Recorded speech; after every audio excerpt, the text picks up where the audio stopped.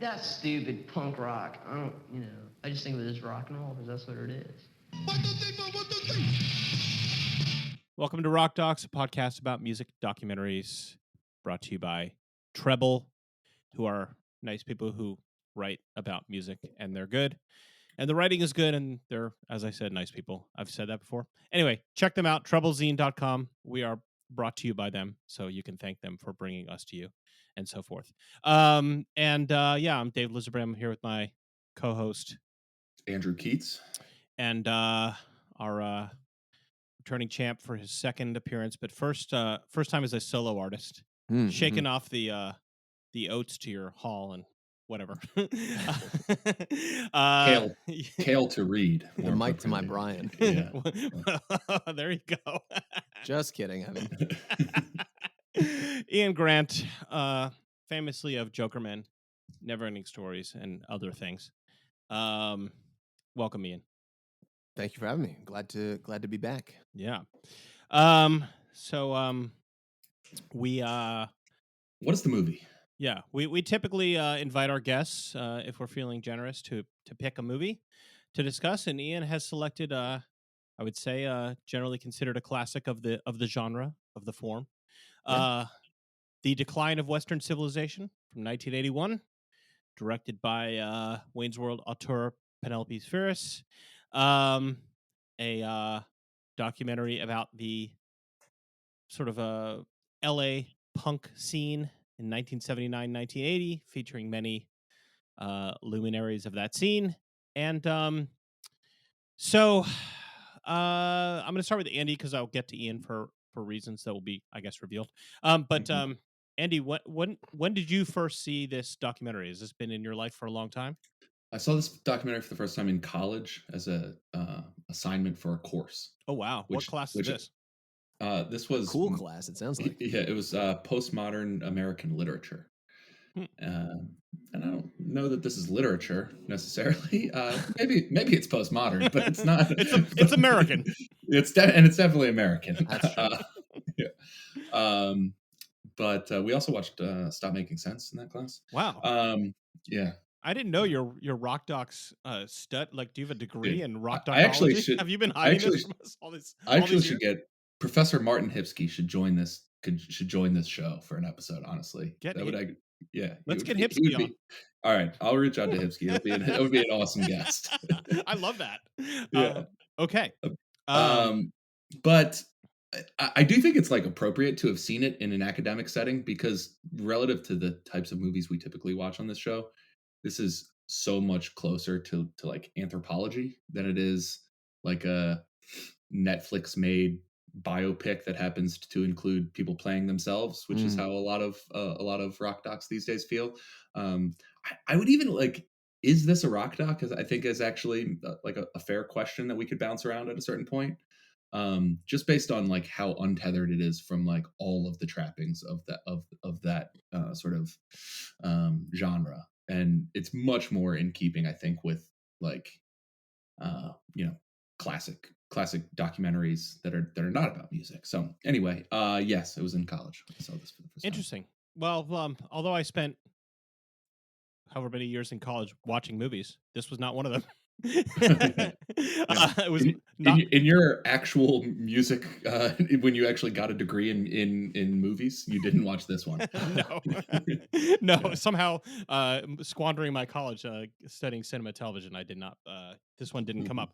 But I actually saw this 2 days ago for the first time. Wow. It had never, I wasn't deliberately avoiding it. I am a big fan of Volume 2, The Metal Years, which we got to get to that one, Andy. It is. I watched it. I watched that last night just to compare and contrast. Now that one. See, I would say Volume 2, definitely a rock doc. Clearly a rock doc. Yes. Clearly a rock doc. This one, is like a little bit more about like a subculture. But anyway, I would say in number 2, there's hardly a documentary where people are as committed to rocking as that one. Yeah. For better or worse, rock is what they are all about. Rock is their business, and business is good. Yeah. So okay. All right. So so my punk cred is poor, and and declining I- rapidly. you can take a look at me and see that mine is obviously poor. Yeah, well, all right. So, Ian, this was your choice. I assume that not only have you lived with this, but it seems like you've got something of a family connection to the whole experience. Is that right? Yeah, it is. I bring this up on Jokerman relatively frequently, but my father, I owe a great deal of credit to him for being, typically, when you're coming up, when you're a kid, when you're a teen, you rebel against your parents and their shitty music tastes, and you strike out on your own, and you want to be cool, and stick it in the face of the man and all the old folks. And that was the exact opposite of the experience that I had growing up, because my father was, he had and still does have a great taste himself, and actually ran in this, kind of on the periphery of this scene that's documented here in Decline. He was born in 1960, so he was 19, 20 years old at this time, living in Los Angeles, and his all-time favorite band is X, who are really, we'll get to it, I'm sure, but the stars of the show of this film, as far as I'm concerned. And he's probably seen them 500 times. Still sees them to this day when they play around the area. And so this was he has his own thoughts on the film, which maybe maybe I'll get into at some point. But the music and the participants that are documented here are very near and dear to his heart. And so I just an appreciation for this shit and a love for this shit was instilled in me from a relatively young age. And as soon as I saw this movie for the first time, I just I was kind of head over heels in love with it. I think I saw it for the first time, I think, when I was in college, and really kind of I grew up, born and raised in Southern California, and sort of fancied myself a Los Angeles aesthete, historian, appreciator, expert at a certain point. And so digging into this actual tangible history that I had a personal connection to was just, it was catnip to me. I saw it at the Egyptian Theater, I think, when the American Nice. Cinematheque used to do film programming there. I think Netflix owns it now, unfortunately, but they typically did a double header. So it was this, and it was Suburbia. Or was it? Is it Suburbia? What was it's Penelope Spheeris' like follow-up movie with a young flea in Yeah. it. Suburbia was from like the 90s, because I remember that one.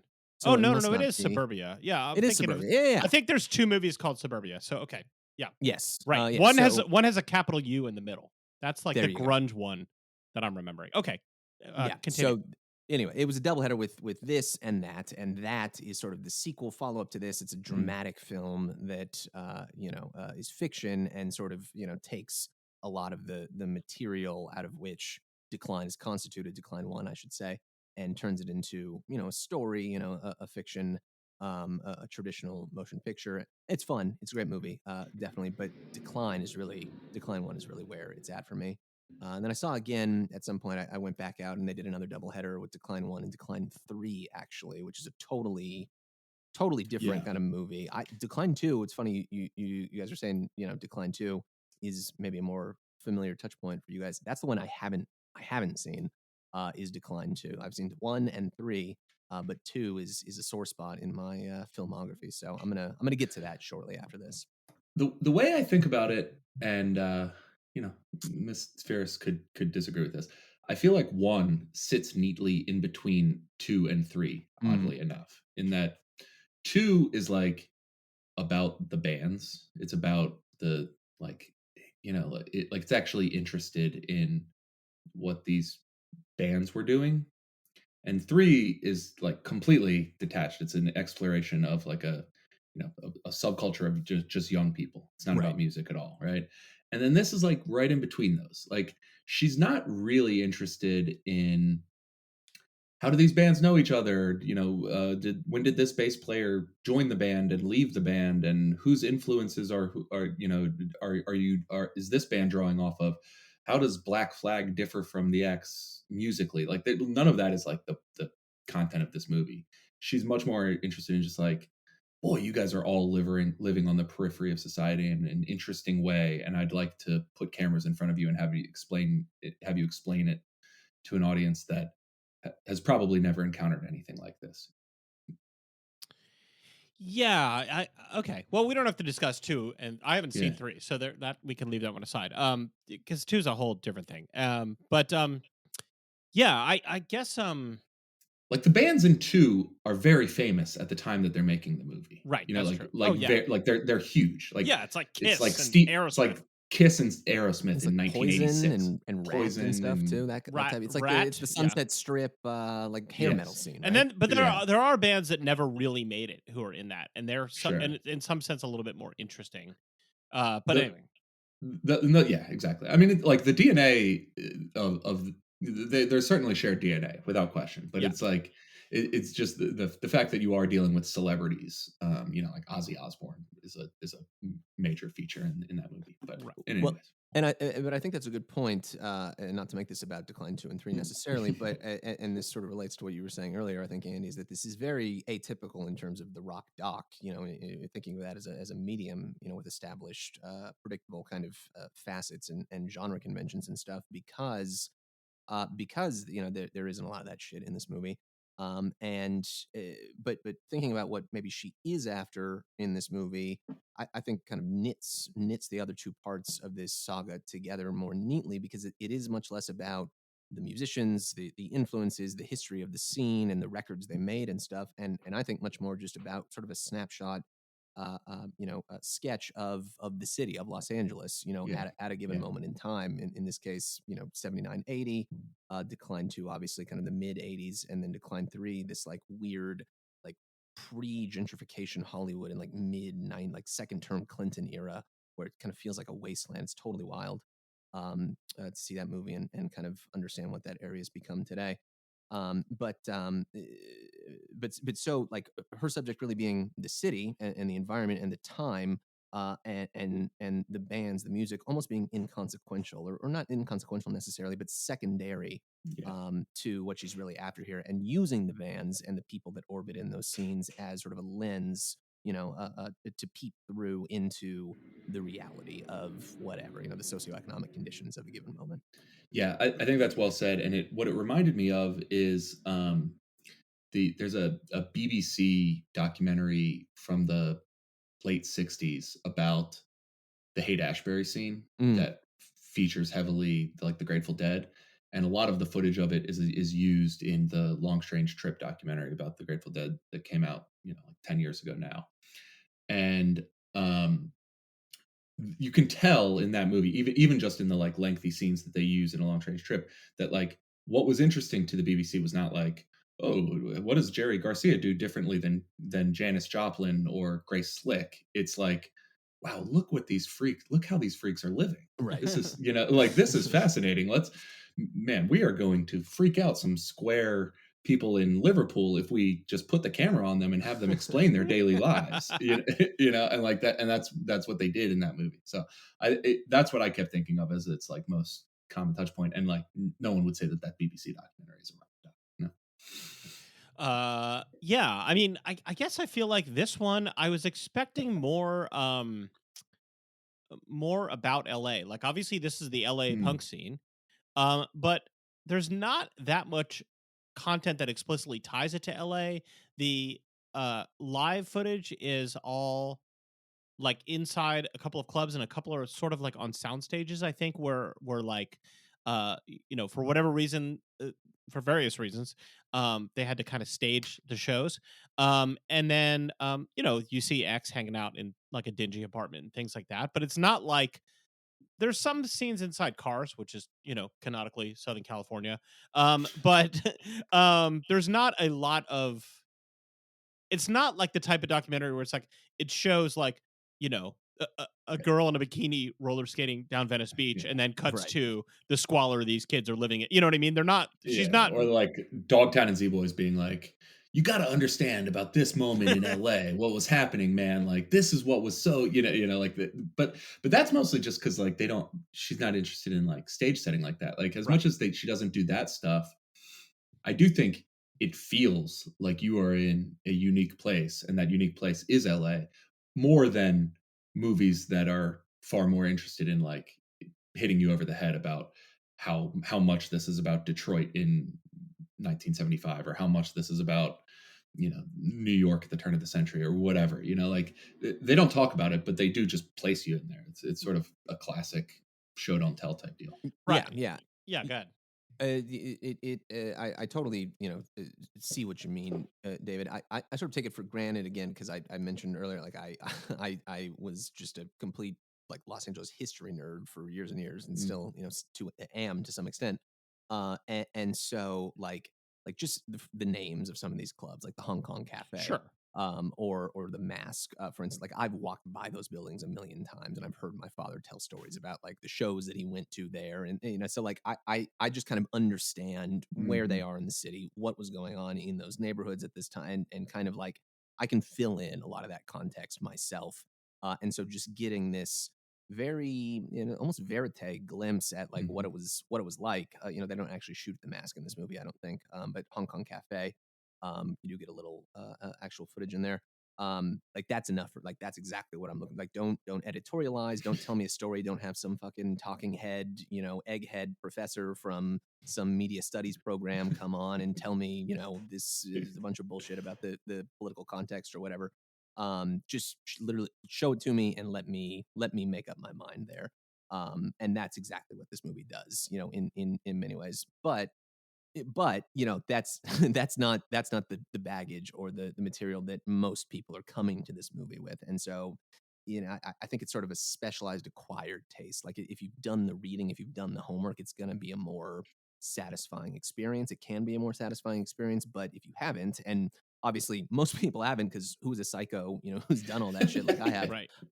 it might kind of fall on deaf ears a little bit more.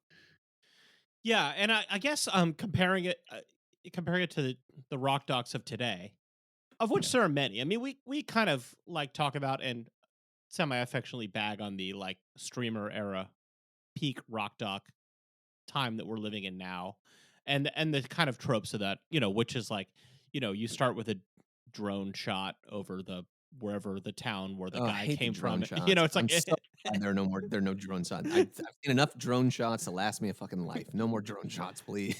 Hey man, you're singing our tune here. But the like all that is fine.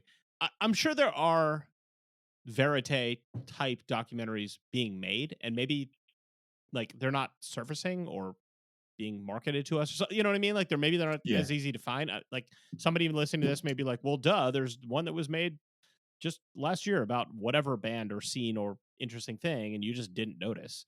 But it's definitely not, the it's definitely not the trend now, and especially if you're gonna get any money from anybody to make something that's gonna, be promoted on your various plus apps, this or that plus. Like it's not, you're not gonna be able to get away with this kind of thing. You need Right. to, we haven't seen the Beach Boys documentary that you guys loved boy. and gushed all over and just couldn't say enough about. I haven't seen it. Andy, I don't think Andy's seen it. I have to say, like, I've totally lost my interest in watching it after hearing you guys talk about I'm it. I'm sorry to have shit the punch bowl in that regard, but I might be saving you guys a couple hours. Yeah, that's probably a good thing. Well, so here's something that was kicking around in my head that it's like it's a super easy thing to say at any given time. It's like a sort of stereotypical end of history type take. So maybe this just marks me as an old guy, but I also like, are there scenes that are this interesting happening that deserve this treatment right now? Like it's one thing of like the business forces in the creation of music documentaries about like whether that would reward it, but like is the subject matter out there, and or even like in the last 20 years, what were the last like subcultures that were as defined and as unique as this to warrant such a like get a load of these fucking guys type of type of approach to filmmaking. Like I was like, I was thinking, I was like, I don't know, maybe like hyphy culture like 15 years ago, like Yeah, that's already going back. and that, yeah, I don't know. I mean, again, I realize that this is exactly what an old person would say at any moment in history about like the current time versus a period in the past. But I just don't know that there are like people living outside of polite society quite in this way, in such a creative way as the punks were in 1979 Yeah, in LA. yeah. No, I think you're totally right about that. And frankly, I mean, I think it's sort of impossible because I mean one of the great moments in this documentary is when Spheeris visits Black Flag at the church that they are living in or whatever. That's like their practice space and their home and whatever. And like she's interviewing Ron Reyes, who's very briefly the lead singer of Black Flag at this moment in time, literally for just like a span of months. And he's saying like, yeah, I pay $16 a month in rent here, Right. which, you know, there's been inflation since 1979, but like still $16 to live somewhere in a city is, you know, is beyond the pale at this day and age. And so, you know, in large part, I don't think the economic conditions exist to sort of foster this sort of a scene this day and age. And then beyond that, yeah, I mean, the music itself is sort of, you know, there isn't really a new subculture. I think that's really kind of like physically located, geographically located, and concentrated, and at the same time really pushing the bounds, you know, and breaking new ground musically. You can get one or the other sometimes. You know, I think the stuff that's interesting and breaking new grounds is typically sort of digitized, and you know, it's more of a dislocated online scene. And then, you know, in terms of the stuff that is physically located, you know, there's a great scene in Los Angeles still today, but it's a lot of like name brand established, you know, rock artists who've been working for 10, 15, 20 years, and they're doing their thing. It's fantastic music, but it isn't this lightning in a bottle kind of keystone moment in the culture the way that it is at this moment in time. Well, it's also that like this was something that somebody could go out and discover and present to the world, and it was novel in a way. Whereas nowadays, like, you know, I'm not. It's maybe neither good nor bad, but if any kind of scene develops, it's not going to be a secret for that long. You know what I mean? Like, it's not right. no like there. It would have to be a bunch of people who are just like really committed to never putting anything on social media. Like, it's not, and that's just not how the young people today, so to speak, or any people of any age. But I'm saying, you know, the people who are going to do it are going to be younger. That's not how people operate. And it's, you know, you would want to share this with people, you know, your friends elsewhere, you know, and that's a perfectly, these kids would have done the same thing if they had cell phones. You know, it's not because they were more virtuous or, you know, more. I mean, I was just listening. I think maybe it was like Time Crisis, but they were talking about something along these lines where it's like scenes now don't develop based on like geographic proximity. They develop by like common interests connected by the internet, and like so the scene wouldn't be like a neighborhood in Los Angeles. It would be like a message board where people share like wave files with each other, and it like and it iterates very quickly in it like all across the globe. And that's interesting, but it's not visual in the same way. Like, it's not, you know, sort of like sweaty young 19-year-olds bashing into each other, which is, you know, just like from a cinematic point of view is way more, you know, is way more interesting than people typing away on their, you know, various devices. We haven't really talked about the movie or the music at all, which is not uncommon, and that's fine. But I do want to ask, like, Ian, so like, okay, so your dad grew up in the scene. Like, we can get into that as much as you want, but you know, I get like in terms of the music, like, did you go through a, for lack of a better term, punk phase? Like, how does this music fit into your life? Yeah, I mean, I definitely did go through a phase. You know, when I was 19, 20 years old, something like that, I read that Michael Hazarod book that I'm sure you guys have read and that everyone's read, Our Band Could Be Your Life. And X is not documented in that book, but Black Flag obviously is. I think they're maybe the first chapter, and the Minutemen are as well, and then obviously the Huskers and Replacements and a bunch of other great bands and stuff. And so, like that book and honestly this movie, I think, you know, kind of combined to lead me down a path of interest into punk rock. And I spent some period of time trying to convince myself, like, oh, I really love Minor Threats. You know, I'm going to be a big Ian MacKaye guy and get into Fugazi and, you know, really make that part of my musical identity. And at a certain point, I was just like, you know, it's cool. I totally get it. I absolutely appreciate the ethos behind all this stuff. But like at the end of the day, I kind of want to listen to rock songs. And obviously what what has been documented on Jokerman has been the result of all of that. And so returning, this is not music that I spend a lot of time listening to these days. Not because I think it's bad or anything, certainly not, but it's not kind of where I'm at the moment, or what I find particularly interesting. And so returning to this, in the documentary, it was kind of fun to try to put myself back in the mindset of me 10, 15 years ago at this point, and kind of see what I thought about this. And I'll be interested to hear what you guys have to say. But at this point, I'm kind of like, I was kind of shocked at how uh, bad is too strong of a word, but like how just uninteresting almost all the music in this movie was to me, except for X, who like to me are clearly operating at just such a different level, on such a higher artistic kind of aim than Black Flag, than Alice Bag, than Fear, which is almost kind of like a prank band. The way that Lee Ving interacts with the audience.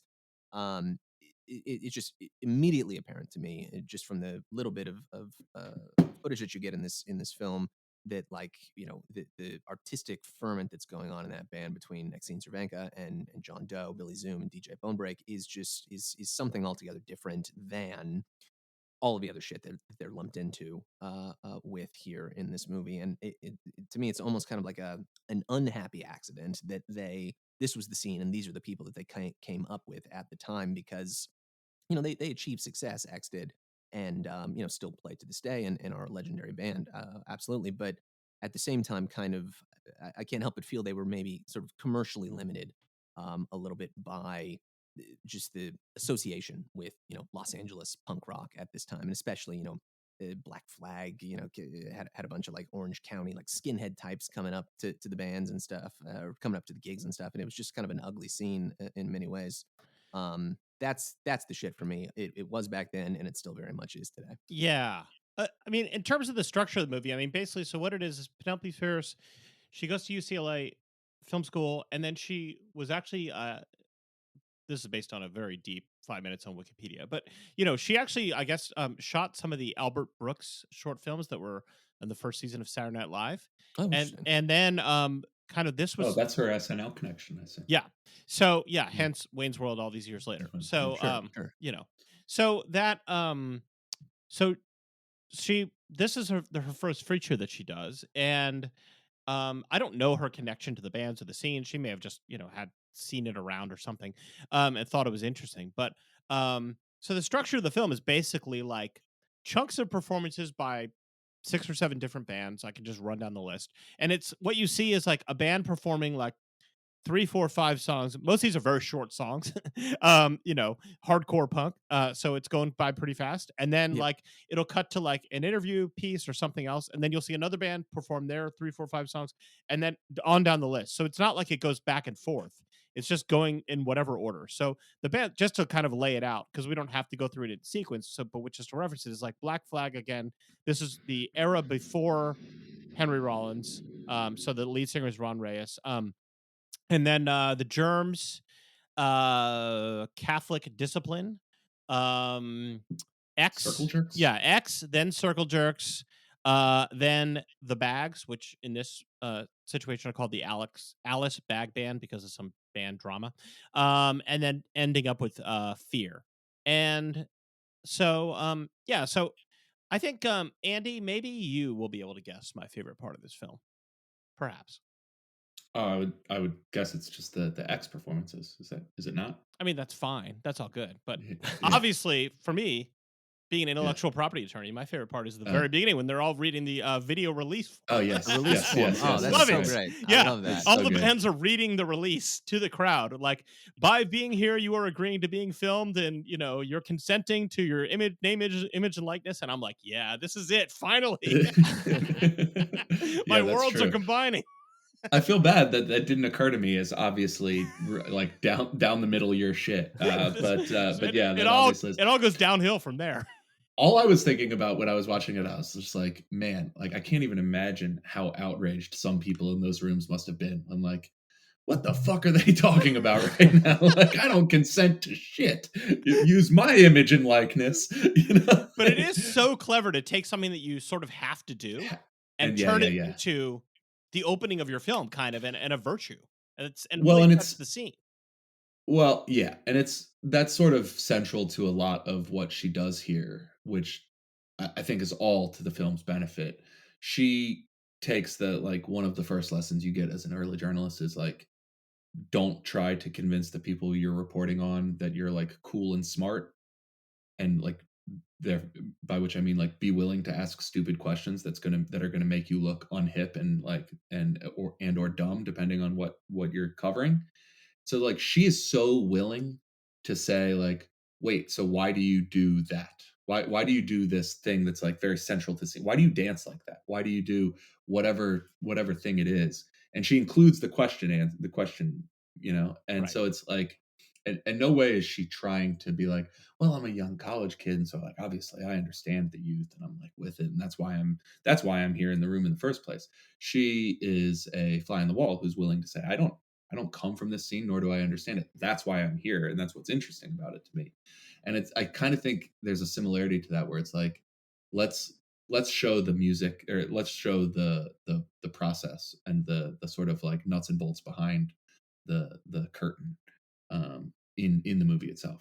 Yeah, that struck me as like the rock doc equivalent of like the song starts with like the band kind of tuning or the feedback or plugging in the Yeah. amp, you know? It was it's that kind of thing, like a little bit, oh, this is real. You know what I mean? But it really works, and it's so obvious just from the scene and the way that the the singers are delivering this material, that like you know who these people are and what the circumstances are immediately, just because of it that. places you totally in like, boy, that was a grimy place. Yeah. Very, very effective intro. Establishes the cast of characters, gives you an insight into who each of them is, to some degree, and then kind of preps you for what you're about to see. That's a brilliant way to kick off the picture. I would also just like to shout out some appreciation, because we get him at the very beginning and he comes back a little bit later. Eugene, Yeah. and just a brilliant orator, and an iconic guiding light from this moment in time in Southern California. I fucking love that little weirdo. I had like 3 notes. I was like, Eugene fucking rules, and then he like drops like a hard N-bomb later, and I was like, maybe I need to go back and erase. Maybe he doesn't rule, but yeah, his articulation of what he's doing and why everybody is doing it is the best articulation of anybody, including all of the band members. Yeah, he I mean, I read a little bit about him, and like, apparently you can't really tell. He's got a shaved head and like whatever, but like, yeah, he was like about 14 or 15 when I was this going to say, how kid. old? He's like prepubescent. Yeah. And he says like he doesn't know where his parents are. He's like, I mean, you really are like dealing with people who are living on the street. Runaways. And, runaways. They're like the characters in part 3, in Decline 3. In 3, yeah. Yeah. Yeah, because I mean, the people who, this movie is famous enough that if you dig around, you can find people that have like tracked down and interviewed some of the people that appear, and so so I was just like, how old is this guy? And what is his deal? And I mean, I don't know, man. It's hard to really knock him for his racial insensitivity, considering he was a 14-year-old runaway in 1979, and whatever. Who knows what led him to that place? But still, don't use that word, Eugene. Is that Pat Smear? Check your privilege, Eugene. Is that Pat Smear who's included in like as one of the fan? Yeah, in like the fan talking heads too, and he's in the band. Yeah, and he's then in later they bring him back as he's in the Circle Jerks at the time. No, the Germs. They bring him back. He's in the Germs. Excuse me. Yeah, the Germs. He says he's like, he doesn't have much of an interview, but he talks about how I don't like girls, and I've probably hit a bunch of girls in the face. Hit a bunch of them in the face, yeah. And I was thinking, like, this is the only person in this documentary who is in the Rock and Roll Hall of Fame. Yeah. Like, as we're sitting here recording this, he is probably like playing a show at Wembley Stadium. Yeah, you know what I mean? He recorded a famous moment of Rock Doc's history with Sir Paul McCartney not too long ago.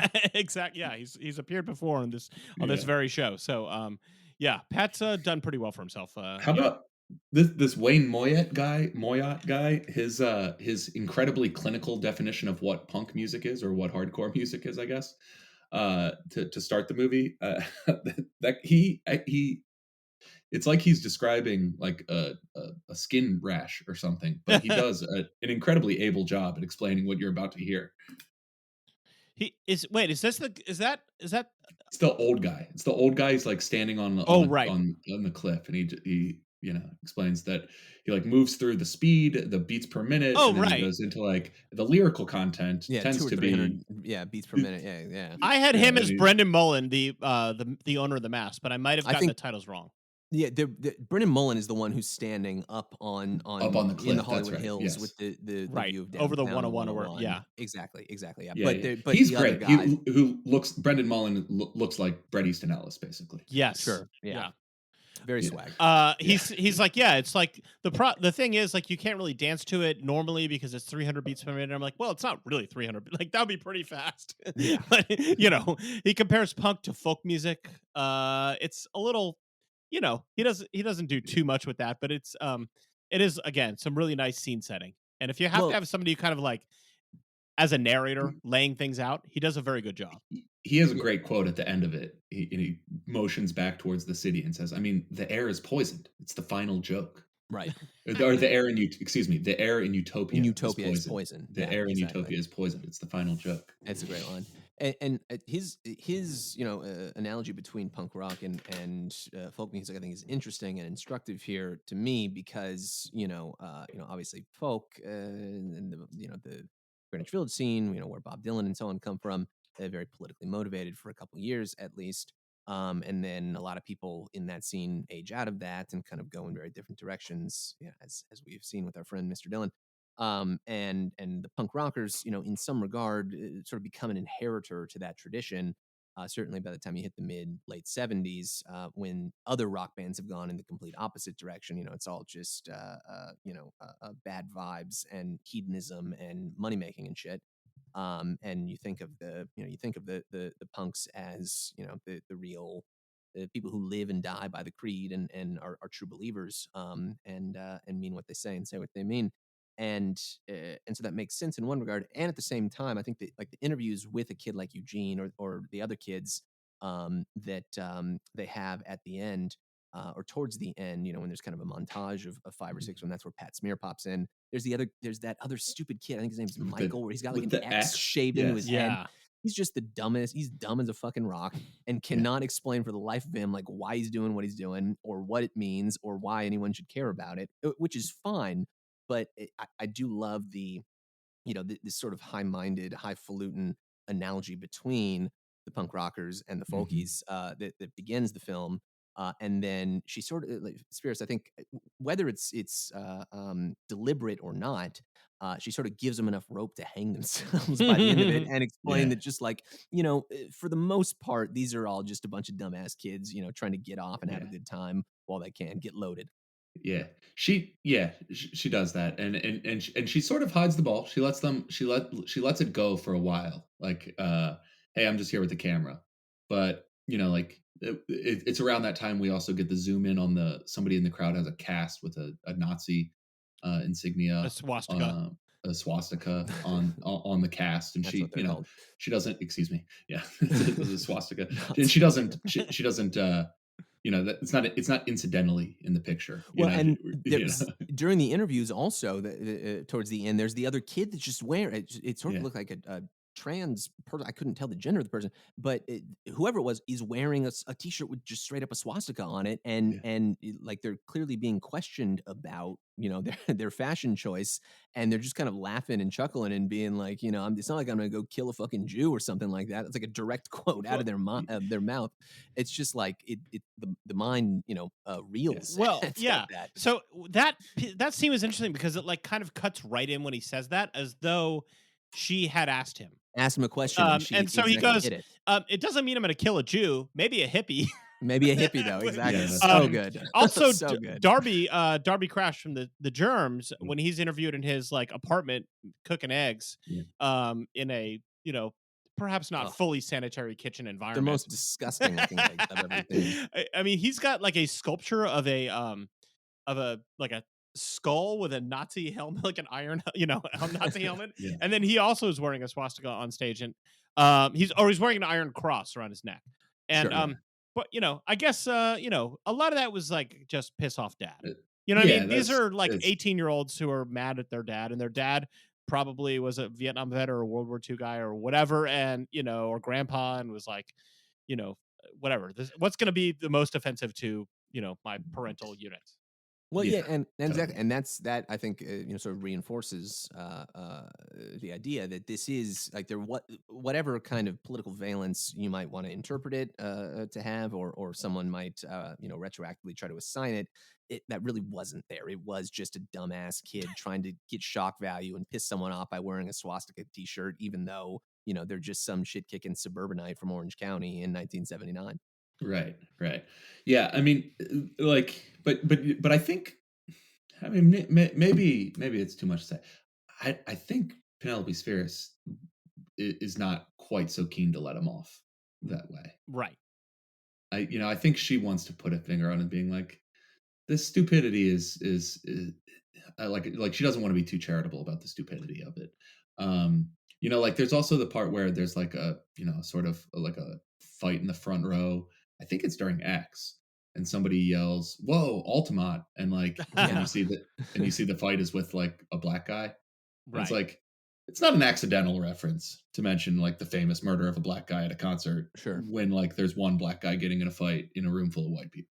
Well, also, I mean, when you think about the context here, like Altamont was 10 years before this. Yeah, like, it was not to far us, away. to us, that Altamont may have also happened like right after like Lincoln was shot. You know what I mean? Like exactly. it's like so ancient. But this is something that is as recent as name something that happened in 2014, like which Right. to my old ass is like is yesterday. So Yeah, I know these are like- young people still. So still, albums that came out in 2014 are still new releases. right, but there's They're people very there old. that clearly are, remember. They might have been 12 when it happened, but they clearly remember that, Yeah. So also, like Darby Crash was like he died like 6 months after the filming of this, right? Yeah, Like, he was dead by the end of 1980. Yeah. I think there's a title card at the beginning that says this film was shot from like I think December 79 to May 80, something like that. Okay. And it comes out in 81. But yeah, he's dead by the end of the year. So this is really one of the last glimpses of the kid, because he is Yeah. really just a kid. You can see he's got fucking baby fat on his face. He's and got baby those fat. He's fucked got up acne. teeth. Like, Exactly, like, acne. It's like yeah. it's why like such a legendary, larger than life figure in popular imagination. And you see this, and yeah, like you were saying, David, he's just cooking disgusting eggs in his squalid little kitchen, and his playing with a weird tarantula. girlfriend- Playing And with a it's a- tarantula, and his weird yeah. girlfriend is talking about some guy who That dead. died in their backyard when he was Yeah. painting their house or Yeah. something. Yeah, that And story like doesn't. and was just like, and yeah, I mean, that's another one where like you hear Spheeris's question, and she says, "Wait, well, weren't you sad that he died?" And she goes, "No, not at all, because I hate painters." Right. It's like, what the fuck does that even mean? What the I fuck does hate that even painters. mean? And like, she doesn't mean artists, like people who paint houses. He Yes. fell off the ladder. Like, I fucking hate those guys. Like, Okay, that's a different take. Yeah. Yeah, I don't think the Germs come off particularly well. Either Darby in his interview or like on stage, like there are people who ride very hard for that as as being the most, in a sense, sort of literate and operating on like kind of an intellectual level than some of the other bands and lyricists, and I never have really figured that out. And certainly in this performance that we see here, Especially when like there's not much happening. X is in this movie. X is a literate band that operates on a high level. Yeah, exactly. I don't I don't know. Yeah. The Germs heads out there, great, but it doesn't. They don't certainly. I mean, I'm sure there's a lot of Germs heads who are like, these guys are great, and they look like shit in this movie. It's a shame. This is what people have to see, but it is what it is. Yeah.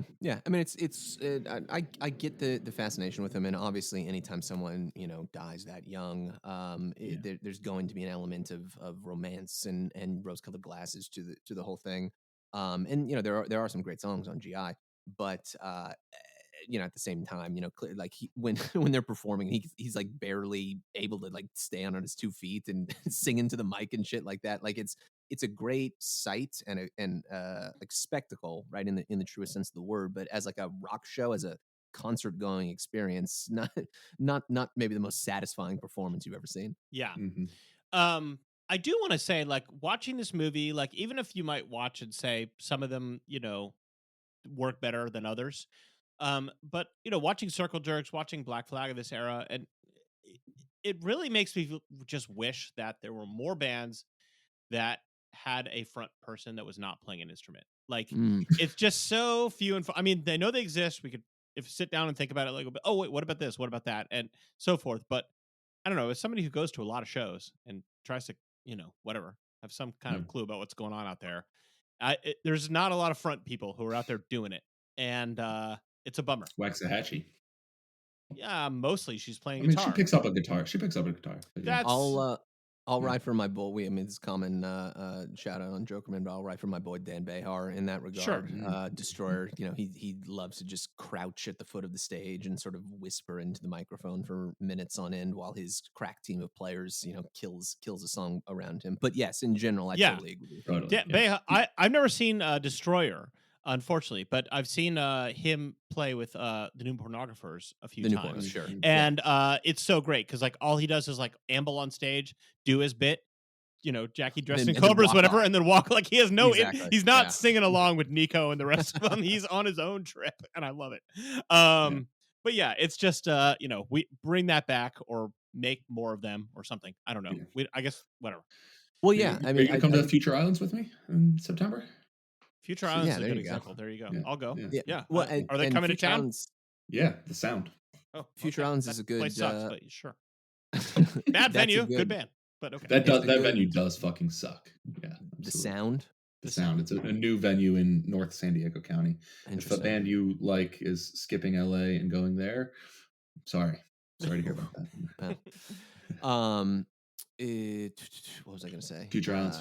Future Islands is a good example of that, though. Yeah, because it is a sort of participatory show-going experience, and the interaction between Sam and the crowd is a large part of what going to that show is about, and that's what you get in a lot of these punk performances as well. Whether or not the performance is professional and practiced and polished, it is an exciting, spontaneous, potentially dangerous type of thing. You see people from the crowd coming up on stage and getting into fights with the singers and shit like that, and the singers and band members going down into the crowd, and obviously the pogoing and mosh pits and shit like that. It's a very powerful communal type of experience, and that is not.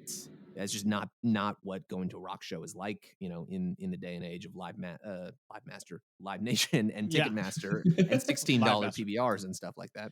Yeah, I mean, a lot of another like charming thing about this movie is like, it was filmed in a few different nights. So like, you had multiple bands playing, and maybe that explains this in part. But like, you can spot other band members in the crowd while a different band is playing. Sure, yeah. Like you see Ron Reyes hanging out in the crowd. I think when the Circle Jerks are playing, or one I of them. think John Doe is there watching Fear or something. Right, like that. exactly, and you really do get a sense that that's first of all, like, as legendary as this is, that we're talking about it 40 whatever years later, and like a lot of these bands are very well known now. They were just I mean, the number of people that knew that these bands existed probably in that time is like numbers in the hundreds. You know what I mean? Like, Well, wait, I mean, like they ask like Ron Reyes how much money he makes, and he's like, none money. Right. I don't Right. get money for doing this. Right. Like sometimes I am able to like find a girl to pay for me to live for a week or two before I do something horrible, and she gets the hell out of here. Yeah. And like that happens because I'm in a band, so I guess you could say I'm paid through through doing music, but like, Right. yeah, but he doesn't get money for gigs. Yeah, the other thing that's interesting is, and related to that, is like, I mean, it's easy for me to get the chronology of these scenes mushed up in my head because I wasn't there. But I associate Black Flag with the Henry Rollins era primarily, and he comes out of the like straight edge hardcore, for what trying to be extremely ethical DC scene, Right. and he brings that to some extent to Black Flag and to the scene, but this was all before that, and so I hadn't really thought that through. But before that, these were like a bunch of mostly dudes drinking beer and trying to hook up with girls and being 19 years old. You know what I mean? Like nobody in this that you see in this movie is like espousing hardcore aesthetics or ethics rather, or trying to live their life in any kind of model way. It's like that may have been going on, Minor Threats playing the same time more or less in DC as this is happening, but like the news had not reached anybody that you should not be, I don't know, that you would even want to not to take a different path. Yeah, Mhm. yeah. I mean, Yeah. it is, I think, kind of pre-hardcore in many ways. I think of the hardcore stuff as being more kind of like mid-ish '80s Right. and on from there. I think that a lot of the shit that you see in this movie is exactly what hardcore punks were reacting against. Right. Mhm. Mhm. Which frankly, for good reason, you kind of understand. When you see the way that some of these lives are destroyed and all these, kind of idiots just being assholes at shows and stuff, there is, of course, to me, just an ineffable sense of excitement and romanticism to all this shit at the same time, because I would just love to be in the audience for one of these shows, and I just is so alien and so unlike any modern, rock show that you can attend in this day and age. But at the same time, you kind of understand why people who were interested in this music and kind of orbited this scene but didn't really dig the practical realities of it might try to strike out on their own direction, their own path. Yeah, I mean, I was never a punk. I've been to, a share of, shitty little punk shows in tiny rooms or whatever, art spaces and whatever, where there is, it's hard to tell. Like, did people watch this and then like this became a thing to do? Like, I'm not quite sure how much this movie had to do with acting this way is the way that you're supposed to act in this kind of context. You know what I'm saying? Like, this movie just was passed around, and I feel like if you're, You are in the time where like the velocity of information is such that like you could actually figure out like how people learned how to do things. right, Whereas now it's like, well, everything just happens all at once and like everyone figures it out and it's chaos, right? But like back then you could actually be like, well, this one movie became like a hand-to-hand cult document and people sort of took their cues from it. You know? yeah, because it's like, yeah, I mean, there are people. Maybe this is going to sound more disparaging than it's intended to be, but like there are people essentially cosplaying this movie in some basement. You know Well, what I mean? Like certainly that was true like by house the concert you know, right now, yeah. right? Yeah, that's yes, that's true. Yeah, I mean, it's very much like an established kind of aesthetic at this point. The way that every pre-existing aesthetic or genre that rock has gone through over the last whatever 60 years at this point, those all kind of exist simultaneously at this point. I don't know that like this specific movie, is dictating the way that people dress or act or what they listen to necessarily, but things like this movie certainly, and the bands that exist within it, and Slash magazine and photographs and I don't know, T-shirts, Right. of the fucking Raymond Pettibon designs for Black Flag records, which honestly I think have way more to do with the legend and reputation of Black Flag than any of Black Flag's music ever did. Um, that all of that shit together, I think, is in large part what dictates or drives the kind of modern day equivalents, or not even equivalent, but the modern day inheritors, I guess, of this tradition. Um, I don't have a lot to say about the band Catholic Discipline who appears in this movie. And the guy who leads it is, whatever. We could talk about him. Other than to say, just as a personal thing, I believe the person playing keyboards when we're seeing him is the one and only Elvez, the Mexican Elvis, who is a great performer, and he actually officiated a wedding that I played at. So Wow. Okay. many years after this. So that's my personal connection there is Did you I just recognize him on film, or no, did I you was like know looking him up to all the be a bands and was okay. like, Catholic Discipline, who the hell is that? And it was like members, blah blah blah, Elvez. I'm like, wait, how many Elvezes could there be? So shout out to Small Elvez. world. He's still out there doing it, and he puts on a great show. So if you got a chance to see Elvez, but yeah, other than that, I don't have a whole lot of affection for that band. They, are Th- one of the and they lesser and lights. Yeah, and they were barely even really a band, to be honest. Right. Like, I don't think they really ever even put out a record necessarily. And it was mainly just the guy who's the quote unquote lead singer in Catholic Discipline, Claude Bessey, is also the guy who works at Slash Magazine, which Oh, Slash is right, kind of right, the right. legendary Yeah. zine underground periodical that chronicled this scene. They also became a label. They put out the soundtrack for Decline actually, and they put out the first couple X records as well. So they were, Slash Magazine was a really important pillar of this community. But that specific band, like, it was barely even really Yeah. a thing to be concerned about. And that, I think, is part of maybe what um, hasn't aged so well with this movie. And it's kind of, I mean, you certainly see it with that Beach Boys documentary, and you see it with really any kind of documentary about a specific act or group or scene or era or whatever. But like, it's not. It is even in a movie like this, which there aren't talking heads necessarily, and it seems very verite, and like the director is not making conscious decisions about a story to tell. They are still doing that, and this Mhm. is still a subjective take on things and an incomplete picture at best, if not an inaccurate picture in certain cases. And so Catholic Discipline, which barely ever really even existed, shows up in this movie. And people today might get the sense that that was some sort of important element of the Los Angeles scene at this moment in time, when in reality it was just like it was just a couple guys getting up on stage a couple times, basically, when this movie was getting filmed. Yeah, I mean that part feels to me like they probably only filmed a few nights. Right. Like actual, and it was just like it came down to who was filling out the like 6-band bill when X or Black Flag or Circle Jerks or the Germs were playing. Right. And so like you catch, and it's like, oh well, we got this, and especially when it like ends up being like a shtick band, like Right.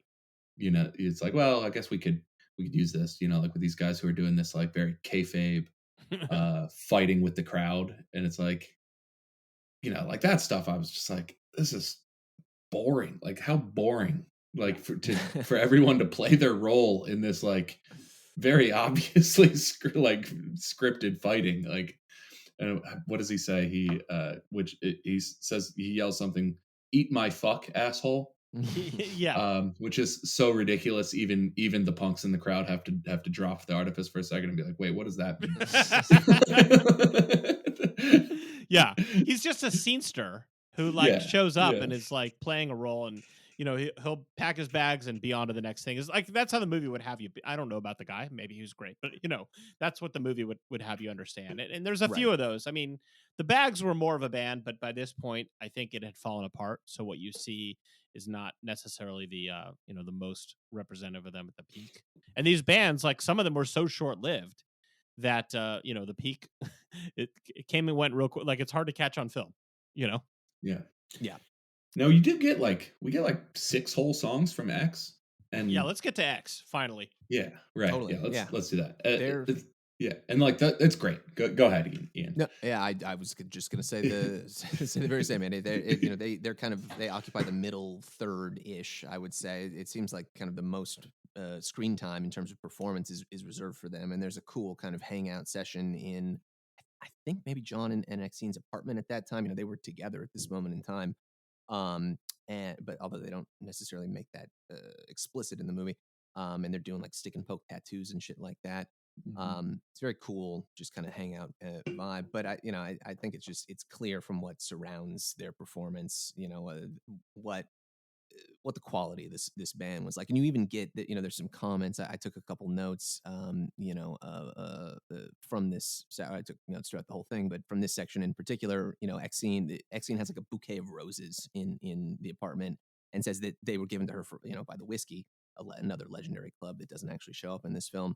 But she says something like, they love us there at the Whiskey. They do better business when we play there. And so much of the other shit that you get is from these just like, snot-nosed shit kickers who, are smashing bottles and causing ruckus. Darby Crash tells a story about jumping on a piece of glass and bleeding all over the stage and stuff.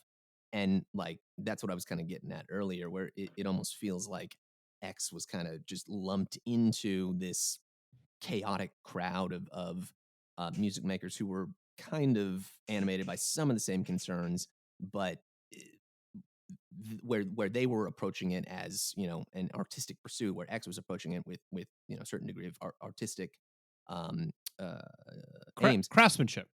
Craftsmanship, exactly. Well said. No one else was, and you see that also with like Billy Zoom, for instance, who's talking about like, I was playing the guitar since I was 6. I also play the accordion and the piano and the violin, and some of those shots in the performances when he's just standing there with the wide leg stance, which I love, and he's just grinning like a little cherub, like a little boy, absolutely shredding the guitar. The only guitarist in the band, John Doe's playing the bass, and Exene, to your point, David, isn't playing anything else. She's just singing. That she maybe have a tambourine here and there. It's just like so impressive and leaping off the screen in a badass shit. That is just of a totally different caliber and quality. I still love it. Yeah, I mean, we did a episode with Juliana Hatfield about X, the Unheard Music, which is a documentary that they put out a few years after this. So that was filmed, obviously, whatever. But their circumstances were not that different. They're still living in shitty apartments, and but yeah, you get a little bit more of like the exposition in that movie of like, hey, look at this absolute dog shit place that we've played. Can you believe the conditions? They're actually willing to say like, yeah, it's a crazy way to live. Yeah, but you get a great scene in that movie of Billy Zoom playing like a Duke Ellington song on the clarinet, which is just like, completely, these guys are operating in which isn't to say like to be a great musician or artist you have to have like this type of training and background. Like that's not the message at all, but like also these guys do have the chops, exactly. And it comes through. And I mean, they obviously kill, but yeah, they are still young enough at this point to to kind of, I mean, again, you see them while they're doing the interview, they're like Top Jimmy, who was kind of another scene character who famously memorialized in the Van Halen song Top Jimmy, from the album 1984. Great album. That's a big flex, Dave. Just saying. I've heard 1984 by Van Halen. I'm familiar with it. Yeah, he's the one getting the tattoos in this. And Billy Zoom is just like such a baby face at this point. They're even though they have a lot more on the ball than the rest of their contemporaries in some way. Maybe with the exception of Greg Ginn, who like is an evil mastermind, but is still a mastermind. Well, he's also like he was like 30 at this point. Well, yeah, I mean, not really. Yeah, but he was like 10 years older than all the people he's playing. Yes, right. Greg Ginn owned like an electronics company at this point. Yes, and was employing whichever one of these people were employed. Yeah, he'd go home from these shows and build circuit breakers. Yeah, right, exactly. So, but again, you don't get a lot of. I was hoping for a little bit more Greg Ginn just because he is such a fascinating weirdo. His main thing is being like, people say that the songs are so short, but if you count the number of lyrics and the verses, it's the same. We just play them faster. We play them fast. Yeah. Good one, Greg. Yeah, no, the math isn't necessarily the point, but okay. But yeah, I mean, X, I don't know what you want to say. Their performance is great. Johnny Hinn, Red Performance great. I mean, I would say that just banger after banger. Yeah. I mean, there's no question that the director shares that view. I mean, the movie is structured around like, okay, we've got a headliner here. We have a true center point, and they're going to get the most songs. We're going to juxtapose their relative intellect, or maybe intellect isn't the right word, sophistication, maybe maturity, against everything else that we're seeing here. And which isn't to say that they're nerds. They're giving tattoos in their parlor, but they're also like seemingly with it, and and I think that's all by design. That's all structure. I mean, everybody else's music only appears in their segment. X gets the song over the opening credits. Yeah. And and it's it's clearly like, well, we have to open this with something decent so people keep watching. You know what I mean? Like, we're not going to open it with Darby Crash not singing into the mic. Right, and it sounds like a real song, Yeah. like Yeah. every other song, like like Greg Ginn was saying, is just played, let's get from the beginning to the end as fast as fucking possible, and we'll spit out some corny rhyming lines here and there. I had a quote from even a Circle Jerks song, Beverly Hills, which I love Keith Morris, obviously, but all the people look the same, but they don't know they're fucking lame. That's Right. that's not exactly the level that John and Exene were operating at. Nausea at the beginning is this kind of slow, deliberate, trudging, heavy, hard rock song that has just as much in common with like metal as it does with punk rock. Which is to say, it has a little bit in common with both of them. It's a total different beast.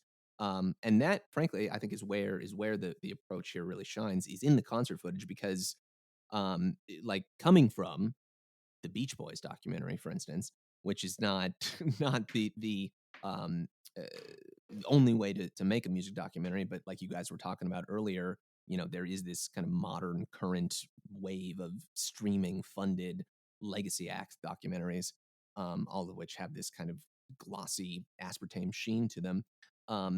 There really is not a lot of footage of just like the music in that movie. Yes. There are clips of television performances, and there are snippets of songs, that kind of studio versions of the songs, I should say, that just sort of provide backing music for talking heads and whatever. But like, you don't really get to see the Beach Boys just play Beach Boys songs live. And that is absolutely what you get here for every band, to some extent. And X is really where, like you were saying, Penelope Spheeris just lets the camera roll, and we get to spend 10 or 15 minutes straight of them just playing great songs. And that to me is like so exciting, even Yeah. today. And that I should say that is the like important counterweight to what I was saying about this, like not necessarily being a rock doc. Like there is a lot of music, and in that respect, it absolutely is like about this music scene. You come away from it like if you just watch this movie closely, you'll know quite a bit about 5 or 6 bands that if you could go in blind, and then come away with knowing a little bit about all of these bands basically. And so it's mostly the modern trappings that this movie doesn't have. Like talking about the music, talking about the influences, talking about the album cycles and all that stuff. But yes, we do get a lot of the music itself, and so it's not just a piece of anthropology. Yeah, it Right. is kind of weird how like contemporary docs so often kind of like shy away from the music, and it's like because I mean, look at Get Back, for example, which of course is the Beatles, so maybe you could say, okay, well, whatever, they're an exception, but it's 8 hours long, and 6.5 hours of that at least is music, and it was wildly successful. And so you think you would just be like, well, let's do a Get Back for the Beach Boys, let's do a Get Back for whoever, and somehow that idea does not seem to fly. What you get all the time is, just as Ian was saying, is you get like the amount of music that you would get in like when CNN runs like the 90s. Right. The like Sure. and like all you ever get is like 12 seconds of CCR leading into choose your like disconnected talking head being Right. like, I was 8 years old at the time that John Kennedy was killed. Right. Yeah. Like, it's really anyway, so this movie does not shy away from the music. You get plenty of music in this movie. You may not like all of it, but it is in there. Safe to say. It is there, whether you like it or not. And that, I think, is really like the difference between making a documentary at the time. This movie comes out a year after the fact, which much had changed in that scene just in the span of that year, but it is still essentially a document of the current moment, and whatever you get today, all of which are very backwards looking, historical kind of cherry picked narratives that people are telling 20 and 30 and 40 and 50 years after the fact. At the time, it was just, this is what you had. There wasn't the narrative didn't exist. This was the narrative was in the process of being written. We couldn't lean on that, so we got to show you the bands and let you make up your own mind. Right. Or you get SpawnCon for a new young artist, which some of that, some of those movies are good. Like the Billie Eilish movie. like we did an episode on that, and like I really like that one. So like there's things to be said for some of these movies, but yeah, But it is true that like when there's money available for a like a reasonably current movie, it's coming from the label or the artist like right away, and it's very spontane. Right. Okay, so I want to just do a couple more things that show up in the movie. Which towards the end we get the interview with Mac Neely and his, I guess, wife, who are this very nice older couple. They own Club 88. They're talking about pogoing as a dance, and like he says, they're really nice kids. They just have to be doing something different. And then she says, in our day we ate goldfish. It's just so good, you know. It's like very like it coming at the end of this movie when you see all this like, you know, mayhem and people living on the margins of society, and then you get these like this nice older couple who are just like, well, they're just kids being kids, and this is we did our silly things in our day, is sort of like really a sweet kind of way to come towards the end. And then you get fear, which is the opposite of sweet, but you know, Yeah. it does kind of bring that note to the movie that you know, that I mean, it is. Yeah, I hate doing this because it's like such a common way to reflect on time, but like it's also in 1979, like a 70-year-old couple talking about their childhood was talking about like the 19 teens, Right. you know, like Right. like it really was quite a long time ago that they're referencing. Right. In our day, we fought the Austro-Hungarian Empire. Yeah, exactly. You know? But then we get to Fear, which is the finale, and I mean, I think I probably am the person. I'm getting the vibe that I'm the person on this call that probably has more affection for Fear than you guys. Well, maybe Andy, you haven't revealed your card so much, but I love Living in the City a lot. Yeah, it's a fun song. Absolutely. Yeah, A great, you know, a great Yeah. single. I can't say that I have I've done too much with the Fear discography other than that. Yeah. Don't have a Jokerman mindset take on the work of Fear. Not yet. Well, maybe. They are apparently back together, and so and touring this to this day, or some version of them. Really, it's Lee and whoever.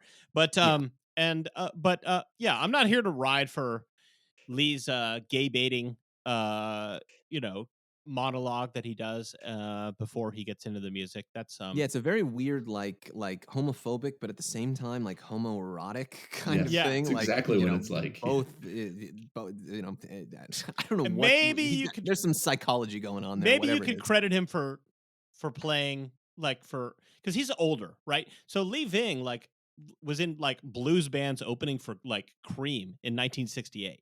So No, I like didn't he realize goes that. way back, and so by the time And he does look old now that you say that. yeah, by the time like he's maybe 30 at the time of this, or 31, 32, which, you know, compared to the rest of these, you know, hoodlums is you know, an elder statesman. And Sure. and so maybe you could say like, well, he's doing a performance art and winding up knowing what these like, you know, hormonal teenagers are like, and they're, you know, they're all smashing into each other and sweating. But God forbid anyone should think anybody's gay, you know. It's like, you know, you know, I don't know. I went to high school too, you know, and it's not the most enlightened time, at least when I was there, you know, back in the old days. But you know, you maybe could give him that credit, but that's being very generous. But yeah, I don't know. I mean, he kind of like bellows like James Hetfield. He has that kind of bluesy thing going on. There's that element in the music, and it is constructed a little bit differently than some of his, you know, some of the contemporaries, where he's like clearly taking that kind of blues rock stuff that he came up Yeah, with. it sounds like classic rock in a lot of ways. Right, Yeah. but with Yeah. the kind like, of I love Living in the City. but he's he's you know, but he's just deciding to yell it a little bit Right. to and I find that to be kind of funny. I don't know. And I have listened to the, you know, No Beer and the album, and I've gone, you know, it's not something I like listen to all the time, but I have spent some time with it and do find it kind of cool. And I like their Saturday Night Live performance when they basically just tore the place apart and like were banned, and it was like With their band for life, right? yeah. It was like, I find that to be amusing. You know, and they were buddies with Belushi. Belushi got Yeah. them. yeah. And so, you know, I'm not saying he comes off great in the movie, but if you cut out the gay baiting monologue, let's just say, the rest of it would be, you know, that's the part it's so pro wrestling that whole thing. Mhm. Yeah, It's just I see. It's a little WWE, definitely. Yeah. Even the fact he's like shirtless and wearing the tight black pants, and he's kind of muscly and with the haircut. Yeah, totally. and with like the cadence of it, where it's like, I'm gonna say this thing and like look around and wait for your angry reaction, which Yeah. is also scripted, like Right. Yeah, he's playing the heel. yeah, Yeah, exactly. So, and that's in a classic tradition. Now, we can certainly say that the things he says are not what we would now consider to be enlightened or reasonable or cool or good in any way. So that's we're all on the same page with that. But distancing ourselves from the various off-color things included in this film. But yeah, we're not in favor of Nazis punching women in the face, or dead painters. Frankly, honestly, I get a scary implication from Reyes about what's going on in that closet with the women he's talking about. I did not get a sense that like that was like a fun time for everybody involved.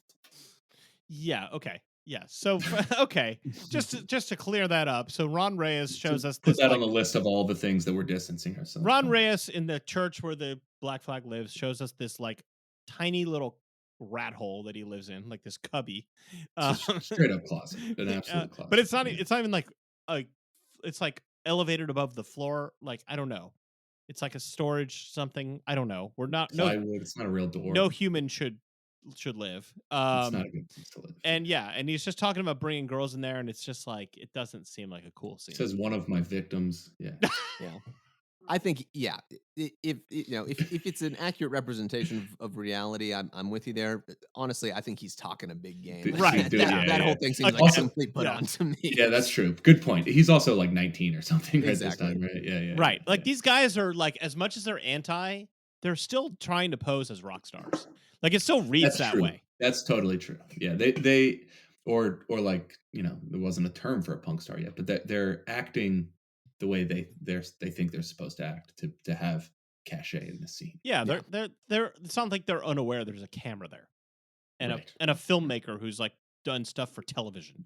Like that's the biggest thing that's ever happened in their lives.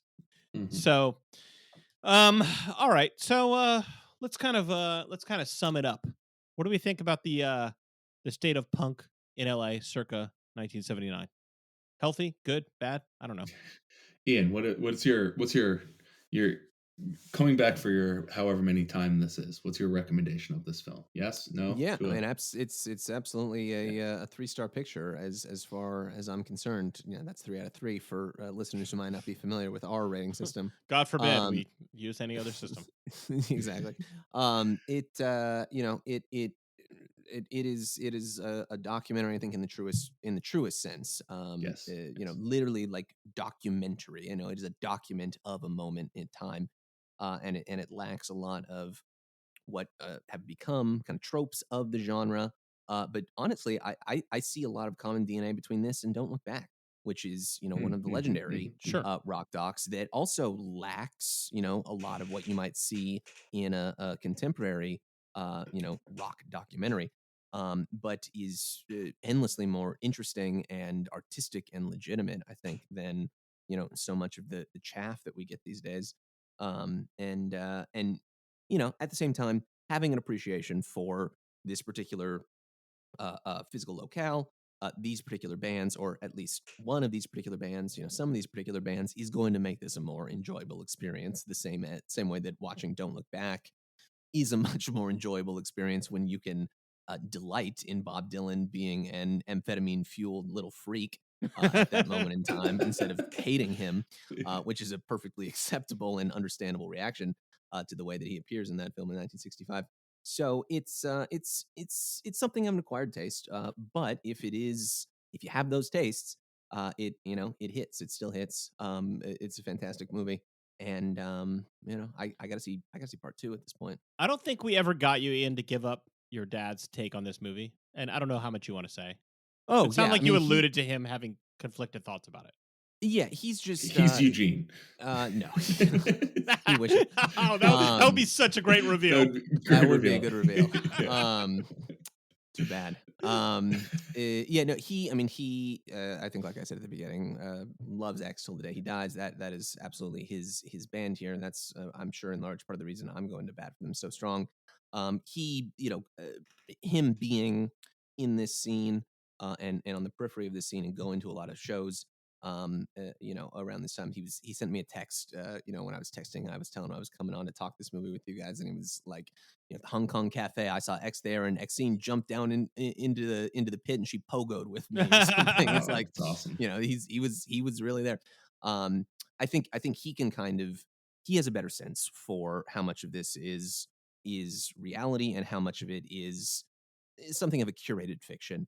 And I think in his mind, in his memory at least, the way that he saw things, there's a little bit more kind of pulling of the strings on the part of Spheeris than he necessarily saw. But at the same time, he only ever saw his fucking take on things. So no one's a reliable narrator. We don't have an objective take on any of this. But as someone who was there at the time, intimately familiar with these people, these places, he liked some of it, but other parts of it are not quite his like. He would have made different choices himself had he been the documentarian. I'll put it that way. Well, maybe we'll do a revisit. We'll have Mr. Grant on and Andy's professor. Boy, he would love to. Honestly, don't even say that. He would love to come on. Be careful what you wish for. He went on Jokerman once, didn't he? I remember. I kind of several times. Yeah. Okay. Yeah, I remember like one time listening. It was one of your dads. So based on what you're telling me, I was like, okay, that's right. Yeah. No. Shout out to Mr. Grant. Yeah. Come on. You're more than welcome. We'll talk this one all day long. Yeah, Andy, any final thoughts on this one? Yeah, I love this movie. I think it's great. I think it's foundational. I just it does just make me wish there were, and maybe the fever will break sometime. I just wish there were more music documentaries coming out right now that were just even 10 degrees off kilter. I mean, nothing breaks from the format right now, and it's You're getting not a get little Eugene dropping a hard R, in a talking head these days. No, man. No, but for better or for worse, Yeah. You don't get Mike Love dropping the N-word and oh boy, there's tons of footage of that in the vault. They just had to cut it.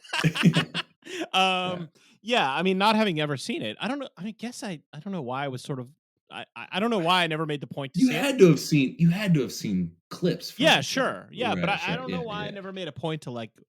Yeah, Sure. I mean, clearly this is like made by a filmmaker that is making really interesting choices and is working with very limited resources, but puts something together that is like it kind of looks and sounds great.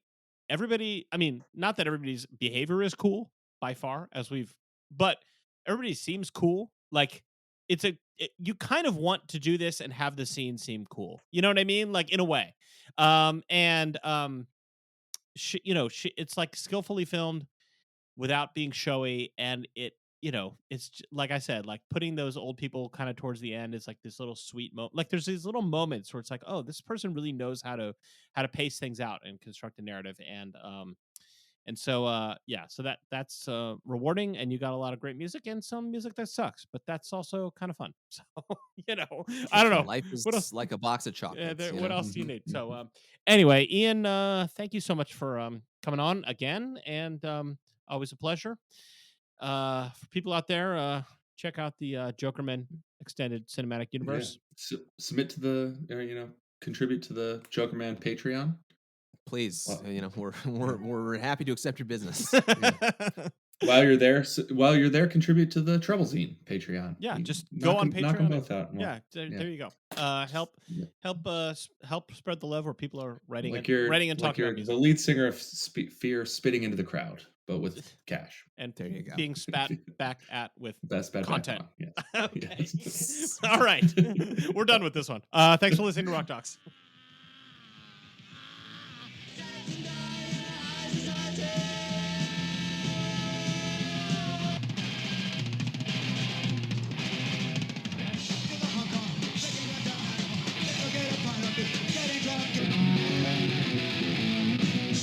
Stunning, says Robert Hilbert of the LA Times. Bracing, stimulating, and technically superb, Todd McCarthy of Variety. Anyone who wants to learn about the new music at arm's length should check out Penelope Spheeris' chilling new film, Chris Morris, LA Reader.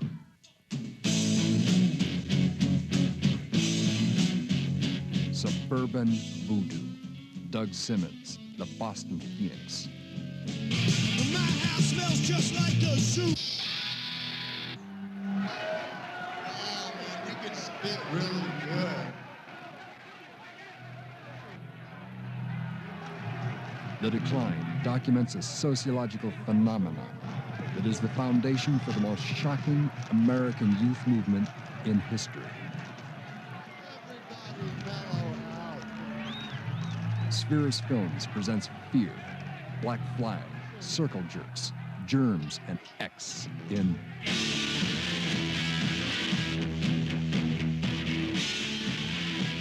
See it in a theater where you can't get hurt.